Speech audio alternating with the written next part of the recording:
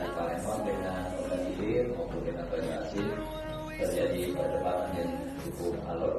sehingga diambil oleh tim percepatan dari pihak. Untuk itu dalam kesempatan ini kami persilakan mungkin ada masukan dari para masyarakat sebelum ke yang lain karena ini ada yang berkaitan penyusunan perwali juga akan mendukung